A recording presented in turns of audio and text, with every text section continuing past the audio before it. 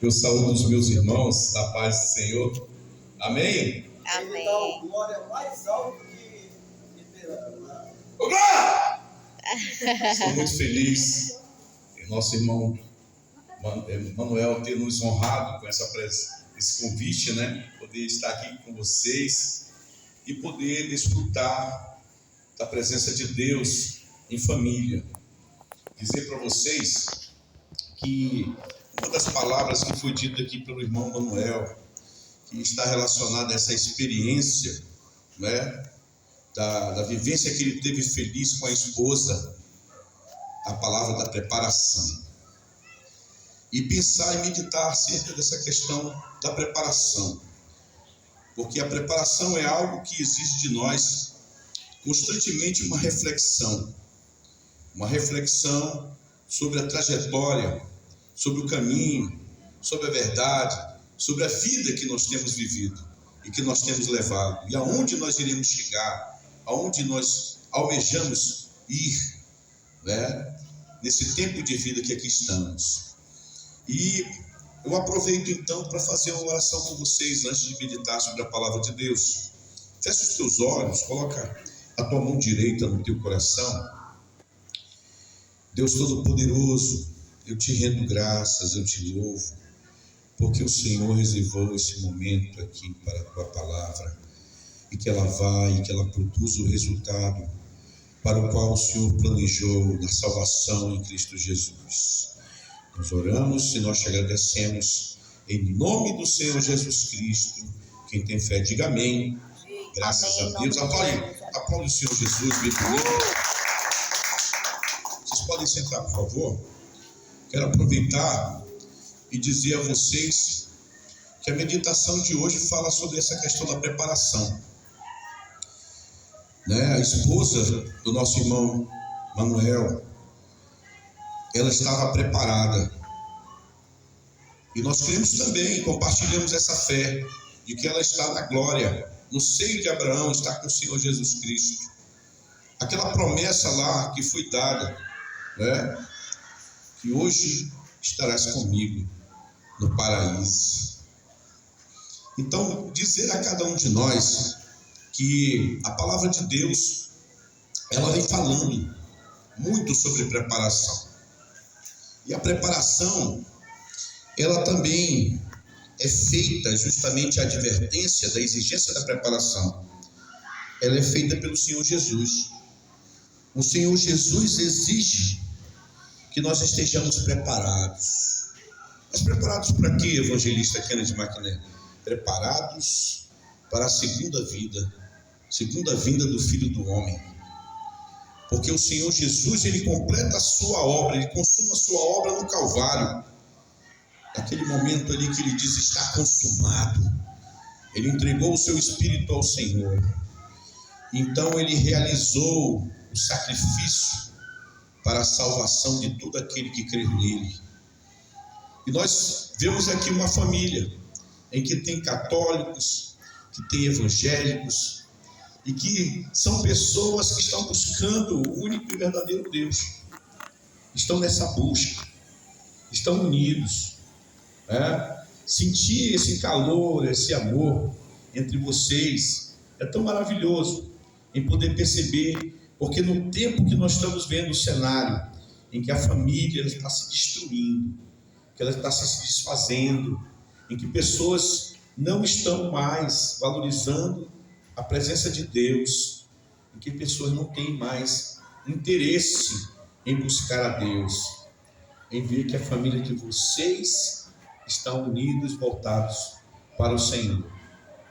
Então, como eu dizia no início, a palavra de Deus, ela fala muito sobre essa advertência da preparação. Nós devemos estar preparados para a segunda vinda do Senhor Jesus. Nós vamos meditar então em Mateus, no Evangelho de Mateus. O Evangelho de Mateus é um dos livros que mais falam e trazem detalhes sobre essa preparação, sobre a vinda do Senhor Jesus, a segunda vinda, sobre o porquê que ele irá voltar nessa segunda vinda. A primeira vinda ele veio, para fazer o sacrifício universal para a salvação de todo aquele que crê nele.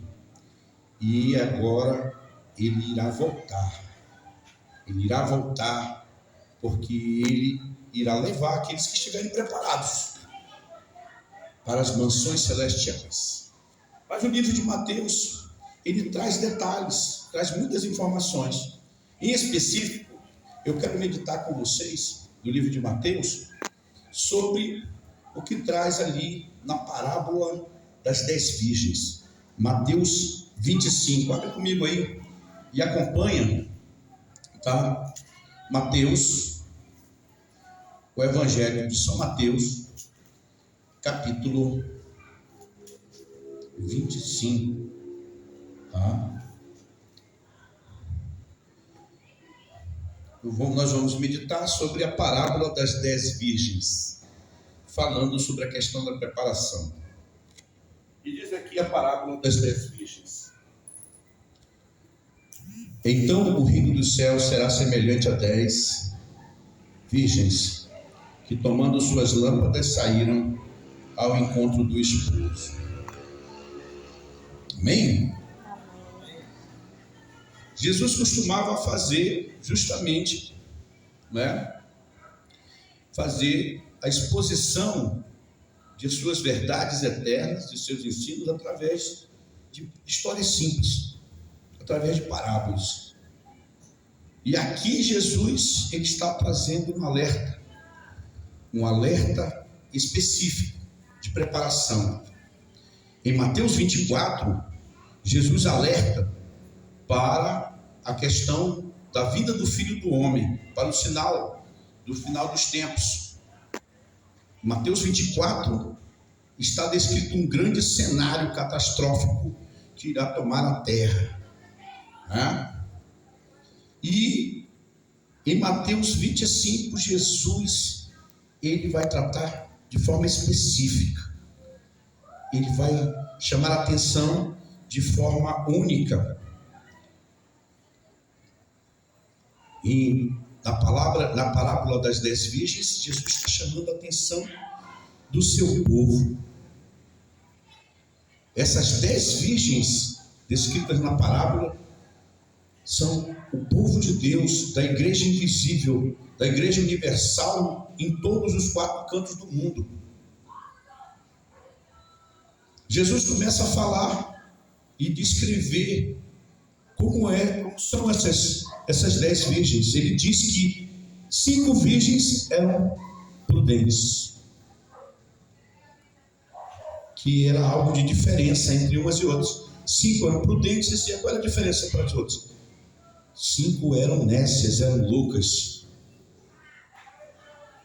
Jesus continua dizendo que dessas prudentes e essas loucas e essas nécias, elas estão prestes a contrair as suas núpcias, estão prestes a consumar o seu casamento.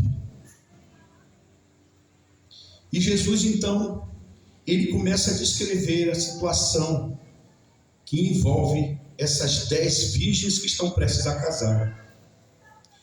Acontece que logo no versículo 1 que nós lemos, destaca que essas virgens, elas estão a caminho do seu noivo com uma lâmpada na mão.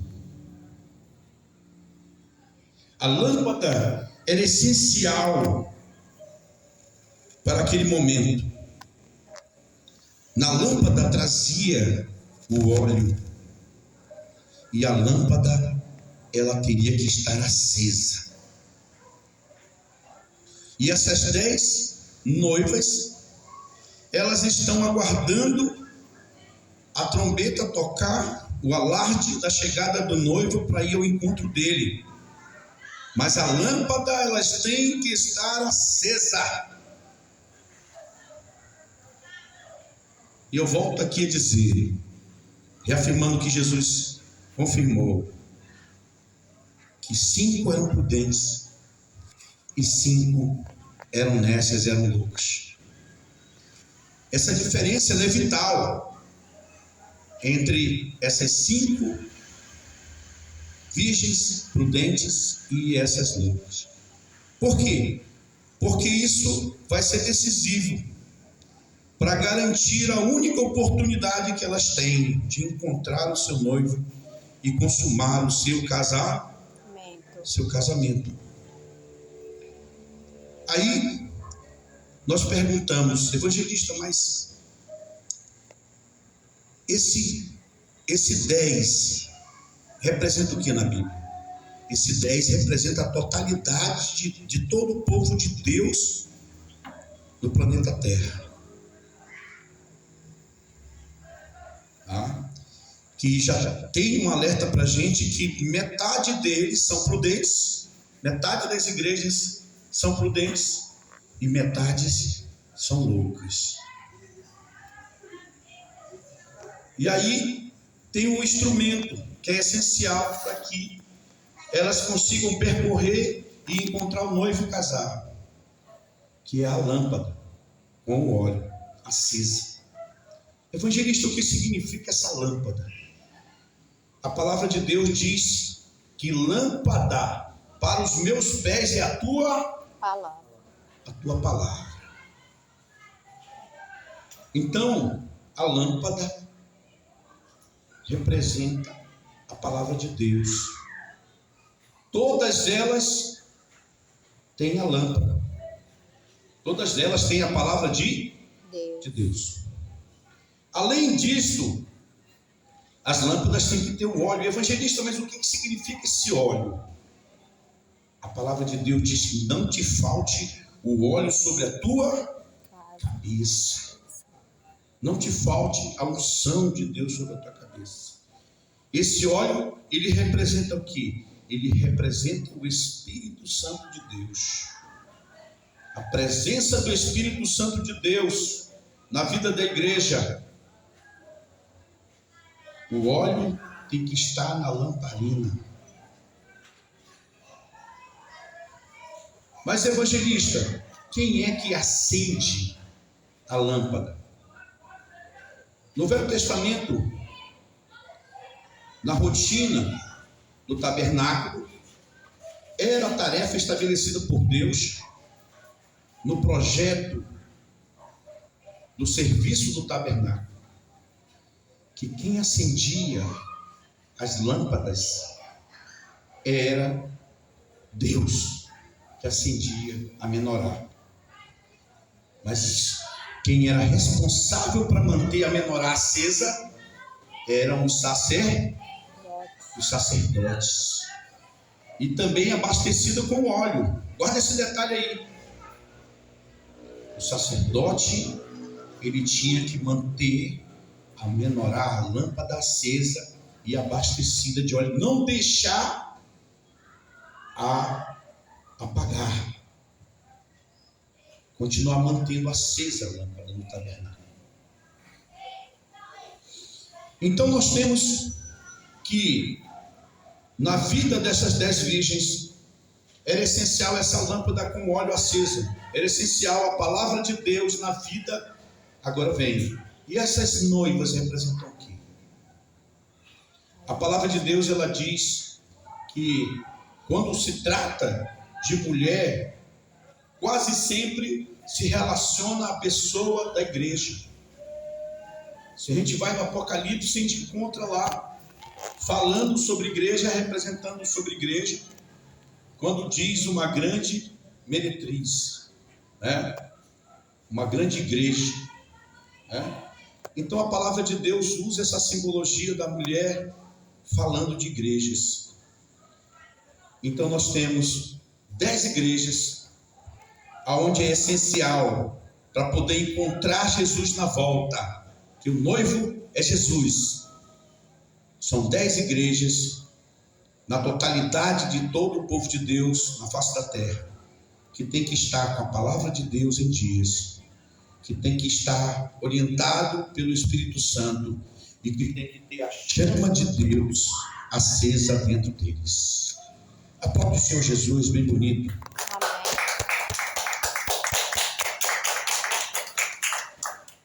E aí nos vem o alerta. Por quê? Porque no decorrer do capítulo 25, as virgens, elas estavam cansadas e o noivo estava demorando. Então, elas acabam dormindo.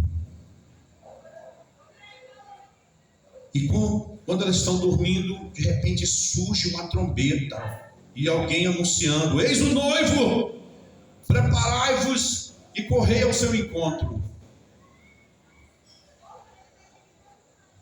A trombeta era algo que era tocado na antiguidade, no Antigo Testamento, como um alerta, preparação para o começo de uma guerra ou de uma cerimônia especial, quando se aproximava o rei, o imperador.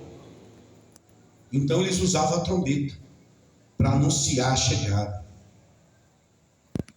Nós vemos no Apocalipse que existem trombetas que vão ser tocadas por anjos nos momentos finais da terra, nos antes momentos da chegada de Jesus. São trombetas que vão anunciar o quê? Vão anunciar a catástrofe, o caos, a destruição, as guerras, a fome e a miséria que vão assolar o planeta. Mas no Apocalipse, o que significa, evangelista? No Apocalipse, você vê que o Senhor Jesus diz ao anjo da igreja, ao anjo que está na igreja, Jesus se dirige aos pastores, aqueles que são responsáveis pela igreja, e chama eles de anjos. A trombeta que nós vamos fazer soar, que os pastores irão fazer soar, que os evangelistas irão fazer soar, é o anúncio da vinda de Jesus Cristo. E para quem está seguindo nas redes sociais, tem acompanhado que não é só o povo evangélico que está falando, concordando que Mateus 24 já está acontecendo. Tem também os católicos que leem a Bíblia, que já estão também anunciando, estão trocando trombeta, que está chegando o rei, que Jesus está voltando.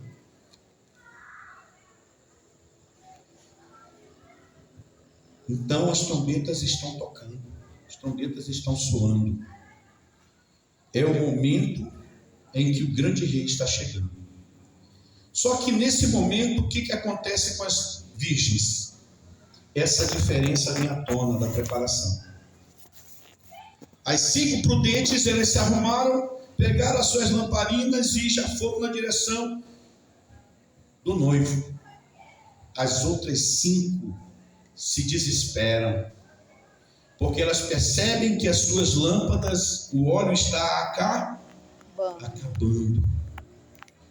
E elas pedem das outras 5 virgens: olha, vocês podem arranjar um pouco do óleo de vocês? E as prudentes dizem: não, a gente não pode arranjar, porque pode acontecer de faltar para nós também. Olha, aproveita vocês e corre lá com aqueles que vendem o óleo, compra o óleo, e aí vocês então abastecem a lamparina de vocês e vocês correm. Vocês podem correr, que ainda dá tempo, como quem diz assim, né? E aí o que aconteceu? Qual é a diferença entre a loucura e estar prudente e preparado? Não deu tempo. As 5 prudentes, elas chegaram até o noivo e entraram para as luzes. E passado algum tempo, veio as loucas. E as loucas bateram na porta, e o noivo respondeu para elas algo que não foi agradável.